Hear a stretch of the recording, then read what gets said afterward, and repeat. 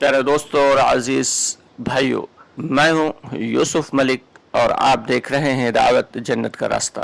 दोस्तों, हमारी कोशिश ये हुआ करती है कि हम एक एक काम के सिलसिले में छोटी से छोटी बात और बड़ी से बड़ी बात भी आपको उसी अंदाज में बताएं जिस एतबार से हमारे अकाबरीन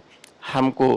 बताना चाहते हैं और जो बातें हमें मरकज से कही जा रही हैं। यानी ये दावत की मेहनत का खासा ये है कि जो काम जैसे कहा जाए वैसे करना है, जितना कहा जाए उतना करना है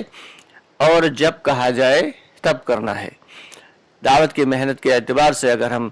इसी पर अमल करेंगे तब तो वो हमारी दावत की मेहनत होगी, वरना अगर अपनी मर्जी से करेंगे तो जाहिर सी बात है कि हमें धोखा तो ये लग रहा होगा कि हम दावत की मेहनत कर रहे हैं, लेकिन दर हकीकत वो हम काम नहीं कर रहे होंगे बल्कि अपनी चला रहे होंगे। आम हालत में देखा यह जाता है कि बहुत सारे पुराने साथी कभी कभी अपनी चलाने लगते हैं। तो दोस्तों, हम कितने भी पुराने हो जाएं, हमें अपनी नहीं चलाना। हमें कुरान और सुन्नत की रोशनी में जिस एतबार से काम करने के लिए कहा जा रहा है उसी एतबार से काम करें। हमारे बहुत सारे साथी बार बार कमेंट्स कर रहे थे और हमसे पूछ भी रहे थे कि जो दावत तालीम इस्तक़बाल के बाद जो बात की जाती है तो आखिर वो बात किस अंदाज की हो और क्या बात होना चाहिए। बेशक ये बड़ा अच्छा सवाल है कि दावत तालीम इस्तक़बाल का जो अमल होता है उसके बाद 2-4 मिनट का मुज़ाकरा होता है। उस मुज़ाकरे में क्या बात करना है ये हम सबको मालूम होना चाहिए। तो दोस्तों, उस वक्त कोई बहुत अहम बात नहीं होती है और बहुत लंबी बात भी नहीं करना है कि साथी मेहनत करके आए हुए थके हुए होते हैं तो उन्हें सिर्फ तरगीब देना होती है और वो भी बहुत मुख्तसर अंदाज में। और वो तरगीबी बात किस एतबार से होना चाहिए, चलिए उसका इशारा हम आपको दे देते हैं कि सबसे पहले तो जब साथी सब आ जाएं मुलाकातें करके और तमाम साथी जमा हो, यानी जितना हमें वक्त देना था तमाम साथियों को वो दे चुके, अब मुज़ाकरा करना है। मुज़ाकरा मशवरे से तय होता है, तो जिस भाई का मुज़ाकरा तय है वो बात करे। बिस्मिल्लाहिर्रहमानिर्रहीम। प्यारे दोस्तों,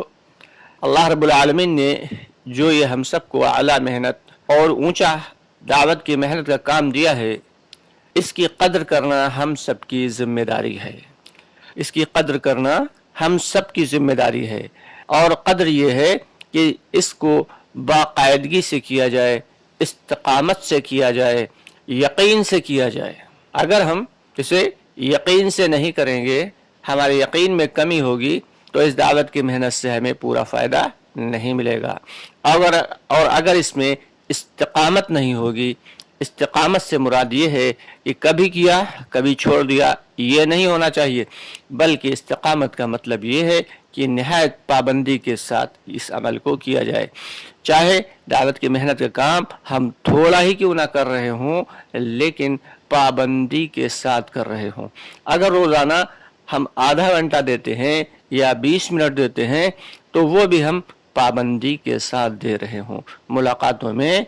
और भाइयों को दावत देने के लिए अगर रोज़ाना हम 15 मिनट खर्च कर रहे हैं तो वो भी हमें पाबंदी के साथ रोज़ाना देना चाहिए। ये नहीं कि किसी दिन 1 घंटा लगा दिया और बाकी 4 दिन की छुट्टी कर दी। तो इस्तिकामत के साथ इस काम को करना है। कभी छोटी सी बीमारी आ गई तो छोड़ दिया, या कोई हल्का फुल्का सा भी जो है बहाना आ गया तो हमने इस काम को उस दिन के लिए छोड़ दिया, तो बस ये नहीं होना है। जो भी काम करें चाहे थोड़ा ही करें, लेकिन इस्तिकामत के साथ करें। बसीरत के साथ हमें इस दावत की मेहनत को करना है। बसीरत दोस्तों, अपनी अक्ल का इस्तेमाल उस एतबार से नहीं करना है कि बिल्कुल काम की शक्ल ही बदल जाए, यानी हिकमत के साथ करना है।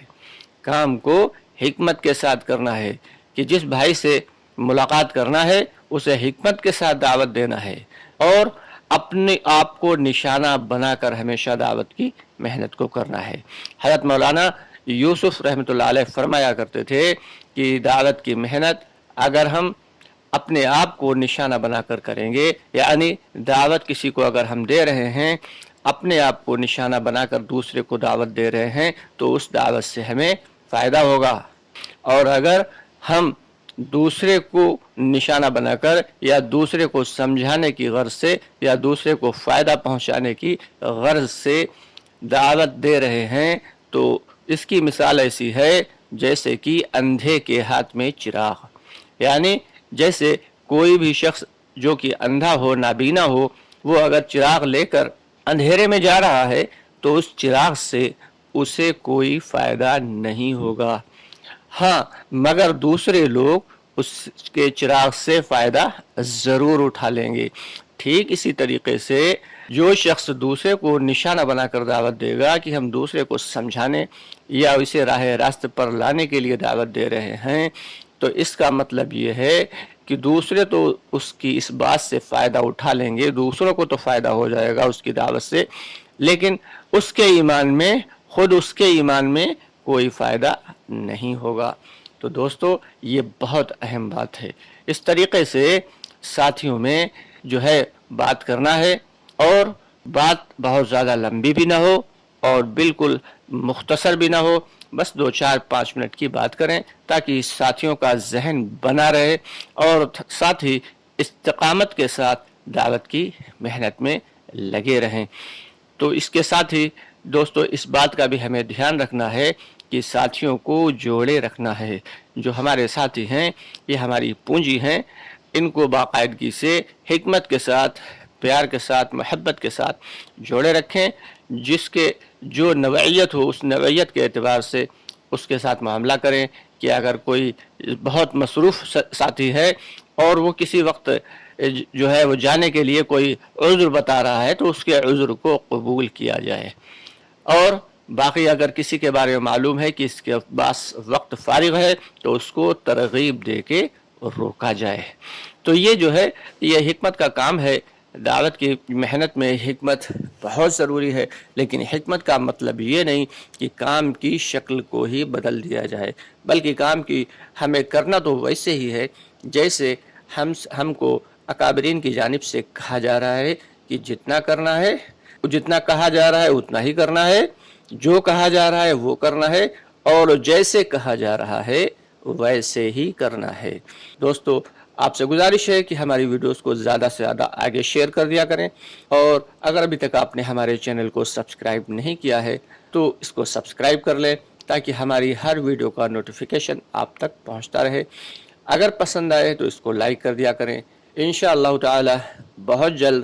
آپ سے پھر ملاقات ہوگی۔ دعاؤں کی درخواست ہے کہ میرے حق میں بھی دعا کریں، اور تمام ساتھیوں کی حق میں دعا کریں، اور ساتھ ہی ساتھ پوری امت مسلمہ کے، امت محمدیہ کے حق میں دعا کریں کہ اللہ رب العالمین ہم سب کو حق کے راستے پر چلائے اور حق کی محنت میں ہمیشہ لگائے رکھے، آخری سانس تک لگائے رکھے، اور ہمارا خاتمہ ایمان پر ہو۔ دوستو انشاءاللہ تعالی بہت جلد آپ سے پھر ملاقات ہوگی، تب تک کے لیے اجازت چاہیں گے۔ السلام علیکم ورحمۃ اللہ وبرکاتہ۔